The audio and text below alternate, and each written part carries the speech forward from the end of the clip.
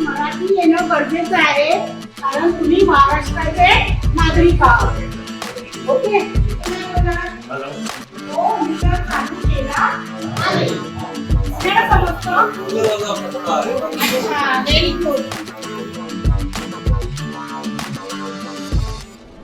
मुंबईच्या ताडदेव आरटीओ मध्ये अमराठी रिक्षा आणि टॅक्सी चालक जे आहेत त्यांना आता मराठीचे धडे द्यायला सुरुवात झालेली आहे. आपण जर बघितलं तर काही दिवसांपूर्वी परिवहन विभागाने अशा पद्धतीचं एक पुस्तक आहे किंवा जो अभ्यासक्रम आहे तो काढलेला होता आणि यामध्ये काही अशी साधी सोपी वाक्य आहेत की जी जे चालक आहेत त्यांच्या रोजच्या दैनंदिन जीवनात त्यांना उपयोगी पडतील अशी ही वाक्य आहेत. आणि संचालिका ज्या आहेत लतिका पाष्टे त्या यांना सध्या ज्याचे जे प्रशिक्षणाचे वर्ग आहेत ते सध्या घेत आहेत. आपण त्यांच्याशीच बोलणार आहोत.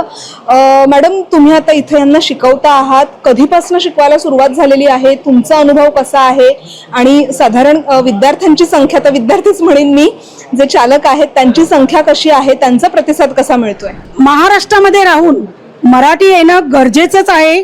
तर ह्या टॅक्सी ड्रायव्हरांना मराठी येण्यासाठी हे वर्ग नियमितपणे ताडदेव आरटीओ म्हणा किंवा काही साहित्य संघेचे जे हॉल आहेत किंवा BMC स्कूलचे हॉल आहेत, अशा सगळीकडे जिकडे जागा उपलब्ध आहेत तशा जागा घेऊन आम्ही हे क्लासेस डे बाय डे चालू ठेवलेले आहे. आतापर्यंत या ताडदेव आरटीओ मध्ये किती जे चालक आहेत त्यांनी मराठीचे वर्ग घेतलेले आहेत किंवा ते मराठी शिकण्यासाठी येत आहेत आणि हे किती तास दिवसभरातनं असतात, किती दिवसांसाठी हे संपूर्ण वर्ग असणार आहेत? कारण आणि तुम्हाला वाटतं का की 15 ऑगस्ट पर्यंत व्यवस्थित मराठी बोलणं शक्य होईल का जे अमराठी आहेत किंवा निदान जे त्यांच्या टॅक्सीमध्ये किंवा रिक्षामध्ये जे प्रवासी बसतील त्यांच्याशी मराठीत बोलू शकतील का?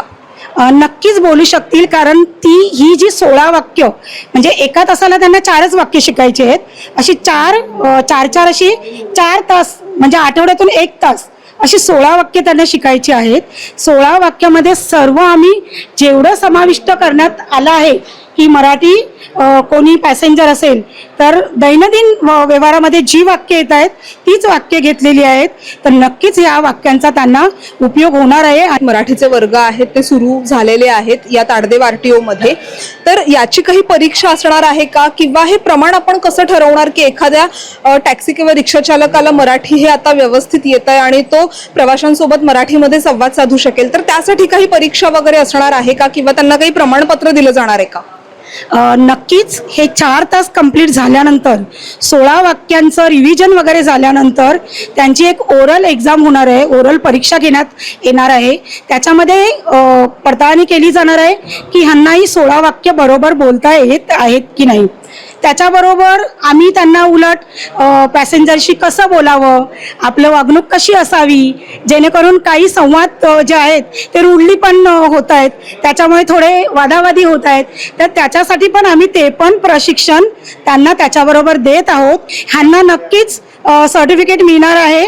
ते सर्टिफिकेट गव्हर्नमेंटचं असणार आहे आणि हे सर्टिफिकेट ताडदेव आरटीओचे जे काही ऑफिसर आहेत हे ऑफिसर पण नंतर त्यांना प्रत्येक ठिकाणी थांबून त्यांचं म्हणजे विचारणा करणार आहेत की मराठी तुम्हाला येतं की नाही. ते त्यांच्याशी मराठीमध्ये बोलणार आहेत. ताडदेवमध्ये 15,000 टॅक्सी ड्रायव्हर आहेत. पण जनजागृती करणं गरजेचं आहे कारण कोणाला माहीत नाही आहे मराठीबद्दल की मराठी शिकायचं आहे किंवा त्यानंतर 15 ऑगस्ट नंतर आतापर्यंत 101 जण झाली आहेत. आम्ही नेहमी 2 ते 5 वाजेपर्यंत 3 बॅचेस चालू ठेवणार. 2 ते 3, 3 ते 4 आणि 4 ते 5. जसे आम्हाला स्टुडंट भेटत आहेत, जसं जनजागृती जास्त होते तसे आम्ही क्लासेस इकडे घेणं सुरुवात केलेली आहे. तर 15 ऑगस्ट पर्यंत जे मराठी टॅक्सी चालक आहेत त्यांना हे जे मराठीचे वर्ग आहेत ते सुरू करण्यात आलेले आहेत. मात्र जे आता इथं शिकण्यासाठी आलेले आहेत त्यांच्याशी सुद्धा आपण बोलणार आहोत की ते नेमकं काय शिकतायत. काका, तुम्हाला मराठी समजतं, मराठी येतं का? हा, मराठी येतं आम्हाला, समजतात बरोबर. आणि आता तुमच्याकडे एक हा कागद आहे ज्यात संवाद कसा साधायचा असं त्यातली काही सोपी मराठीतली वाक्य आहेत. तर ती तुम्हाला बोलता येतात का? तुम्ही तुमच्या टॅक्सीमध्ये जे प्रवासी बसतात त्यांच्याशी मराठीत बोलता का? बोलतो ना आम्ही, त्यांच्यासाठी मी बरोबर मराठी बोलतो. बाई कुठे जायचं तुम्हाला, मी घेऊन जातो तुम्हाला. काय काय मराठी बोलता? हा, सगळं भाषा मराठी बोलतो.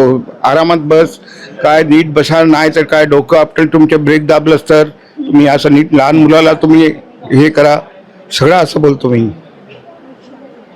आणि आता तुम्ही इथं मराठी शिकण्यासाठी येत आहात की आणखीन चांगल्या पद्धतीने कसं मराठी बोलता येईल, तर तुम्हाला या क्लासेसमध्ये किंवा या मराठीच्या वर्गामध्ये तर काय काय शिकवलं जात आहे?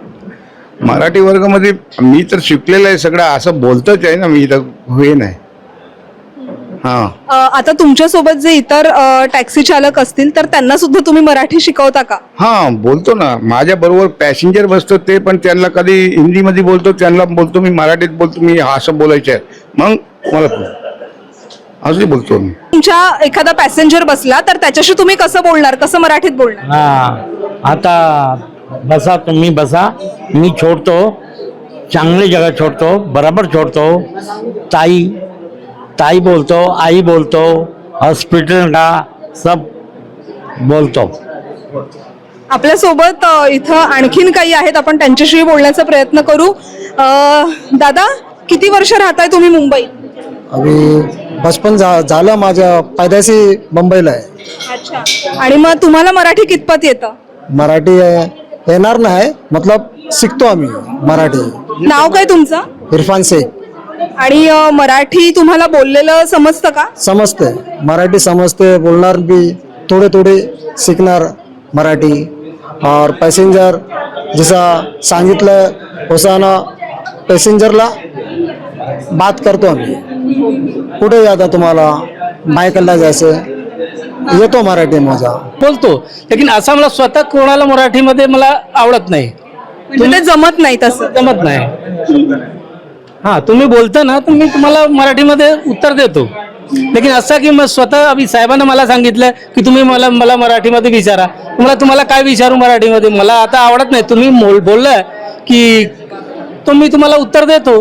तो बोला तुम्हाला वरली कसं जायचं, तर मी साहेबांना विचारलं की असं असं जायचं वरली. बोला हा चांगलं बोललं तुम्ही, लेकिन मी स्वतः साहेबांसमोर बोलू शकत नाही. काय मला काय गडबड हो गया. तर परिवहन विभागाने 15 ऑगस्ट पर्यंतची जी वेळ आहे ती वेळ दिलेली आहे.